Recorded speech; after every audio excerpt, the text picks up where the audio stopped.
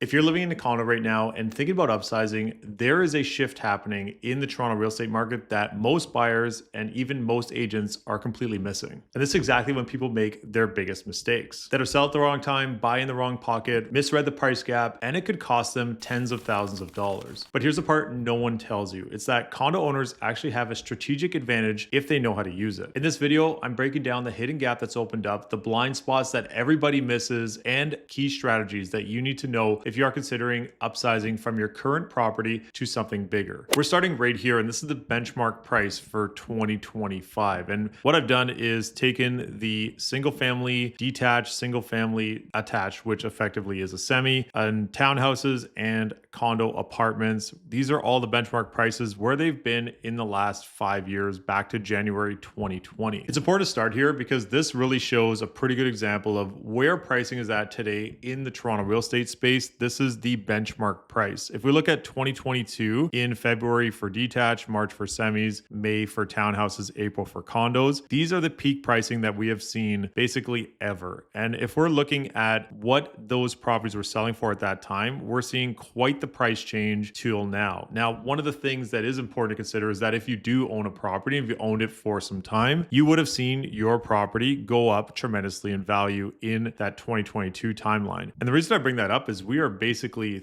almost 4 years from that peak pricing, and we have not quite gotten back there since. Now, there's a couple things that I do find really important on this chart, and especially if you are in one of these two categories, either a condo or a townhouse, is that since the peak, pricing has been relatively flat along the way without higher highs and lower lows. We've just kind of been a slow relative grind as we've gone on. Both condos and townhouses have definitely come down here in 2025, especially the last 6 months or so. And overall, we're in and around where prices were in that early 2020. Now, if we take a look at the other two categories, which are semi and detached properties, and these are generally the two categories that most buyers and upsizers, especially if they are looking for bigger space, this is where they usually end up. If you are looking at these charts, one thing we did see is that we have had a couple other peaks as we've gone through from the peak of 2022. In 2023, it was super difficult and extremely competitive to purchase a semi or a detached in Toronto. And if we look at these peaks, they're much different than, even though we saw a bit of elevation here in the condos and townhouses, not nearly the same as we saw here for freeholds, semis, and detached. As we've gone through, we have seen a slide in pricing for semis and detached here in 2025. But one thing I can really confidently say is that if you are looking to purchase in some of the city's best areas, these properties are still very competitive, and there's really not a ton of them that do trade at any given time. So if you are looking, for example, in Bloor West, in North Riverdale, in CO4 Bedford Park area, these areas are really competitive, and these properties are selling still to this day very quickly, maybe not for 2022 pricing, but very quickly for good pricing here in 2025. The next piece of the equation is knowing your numbers. I actually created a calculator, and all the links are attached below. In case you're curious on what those numbers would actually look like, you can plug them all in and get a pretty good estimate of where things are at. And here's a good example. I just use these benchmark pricing. So if someone purchased for $577, which is actually the price today, and looked at a mortgage balance of $460, that's after basically a 5-year term. Essentially, the net proceeds somewhere around $117,000. Of course, there's different fees and stuff attached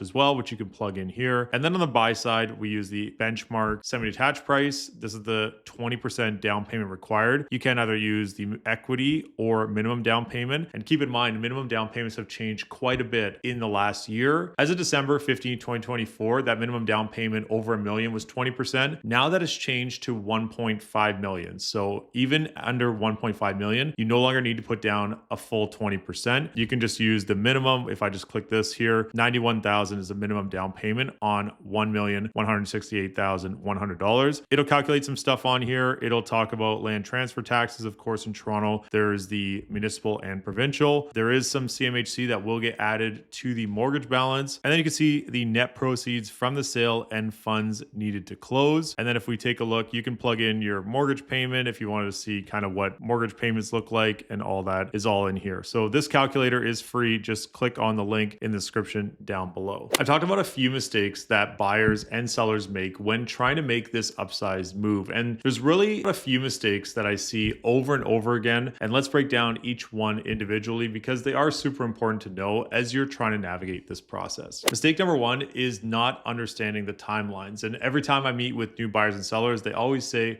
I'm not in a rush. And the whole point of having this conversation early is so that you actually are not in a rush when making this plan. Generally, from first conversation to keys, if you're currently a tenant and looking to upsize your space and purchase a property, even if it's going from a condo to another condo or a condo to a house, for example, it's generally a 3 to 6 month process from our first conversation and strategy session till the time you get the keys in your hand and walking through that door. And the reason we say a longer period of time, we're factoring in getting a mortgage pre-approval, we're factoring in the time from actually finding the property that you like, getting through all the conditions, and then the closing period, which could be 30, 60, 90 days. That's all factored into that timeline. If you are a current owner and are looking to buy and sell, that timeline actually gets a little bit longer and generally around 5 to 8 months. It's definitely not something that you want to rush. And when we're looking at all the different factors, we also want to take into consideration any time it takes to prepare your property to get to market. We are not in a market where we just throw a property on, take some basic photos, and hope that it sells. We need to do all the things necessary to really market the property and showcase it at its very best. That includes any kind of painting, lighting, staging, all the elements, making sure it is tip-top shape. And that could take a little bit of time. So having that plan fully ready, then getting the finances in check to also go on the buy side, and then finding the property that you are moving to. And generally, if you are an upsizer, you are looking for a certain type of property in a certain pocket. That may take a little bit of time. So really understanding that this is generally not a quick decision. So for right now, we're currently in the month of November. And if you're watching this in November, December, January, and are looking to make your move and be in your new property before the next school year, for example, or in the summer, having that thought of a 6 to 8 month timeline will really put things into perspective of just how long it could take to get into the property. And of course, it could be quicker or it could also be longer. But generally, I find around that 5 to 8 months is a sweet spot for most buyers and sellers looking to do the upsize transaction. Mistake number two is not strategizing before reacting. And this kind of goes hand in hand with number one, which is discussing timeline and knowing exactly whether you're going to list first, buy first, knowing your options on the financing, how long it takes to prepare your property, as we discussed. Are you bridging your mortgage? Are you carrying your mortgage from one property to the other? Can you close on the purchase without getting the mortgage and maybe selling second? Knowing all of these factors, and these are questions that I do ask when I go onto these appointments, are super important to know. And having all these items kind of laid out are really important to note so that you're not making the mistake or feeling rushed to make one decision or the other. Again, this does take some time. So just having all these elements uncovered will help you to strategize before react. In my past life, I used to be a professional hockey goalie, and we talked a lot about strategy and being into position and being ready so that we're not just reacting to every single shot that comes our way. We had a plan of structure and movement to make sure it gives us our best chance to succeed in any moment, and then we react from there. But having that strategy first so that we know exactly the plan,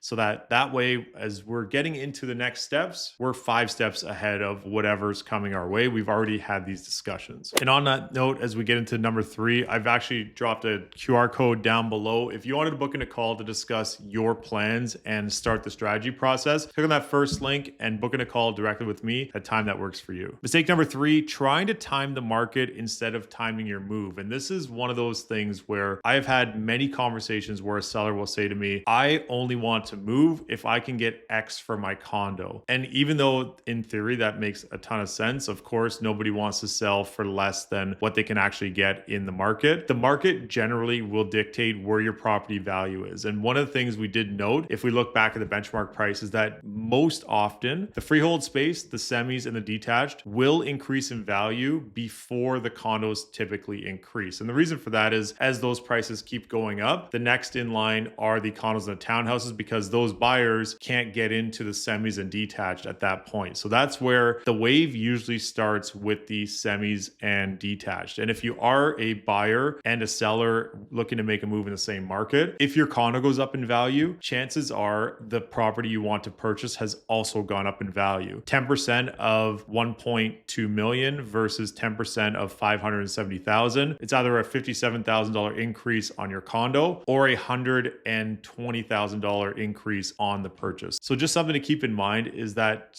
timing your strategy and timing your current situation is more important than trying to time the market. Some of the things that we do look at is liquidity in your condo segment. So if you have a condo loft versus a one bedroom condo, what does that look like on what is moving in the current market? Inventory in the pocket that you want to purchase in. So if you are looking in some of the hottest areas of the city, what does that inventory look like? Is it still really high in demand? And how are those properties selling? Next up is the financing window. So if you do have, for example, you're trying to bridge your mortgage, or if you have a pre-approval at a really good rate and you want to make that move while the pre-approval is still active, knowing what that window looks like. And finally, life timelines. So think about things like if you're relocating for work, if you have kids, if you need to be in a certain school zone by a certain date, all those are different factors. Knowing exactly what is going on in your life and trying to time that with your move, not timing the market. Number 4 is not understanding the micro markets. And this is something that if you are looking to purchase in some of the best areas in the city of Toronto, and you are looking for either a semi or detached in the best school districts, they are pretty active even in any markets. And these markets outperform whatever you hear in the media on a daily basis. It's important to know the condo to freehold price gap as we discussed on the benchmark side, but that was just a general Toronto overview. We need to know exactly where your condo is located and also exactly where the property you want to buy in, and knowing what those metrics look like and how exactly to properly plan for your next step. And always keep in mind that freehold pricing moves before condos, as we did discuss before. So there you have it, the mistakes that I see most upsizers make as they are navigating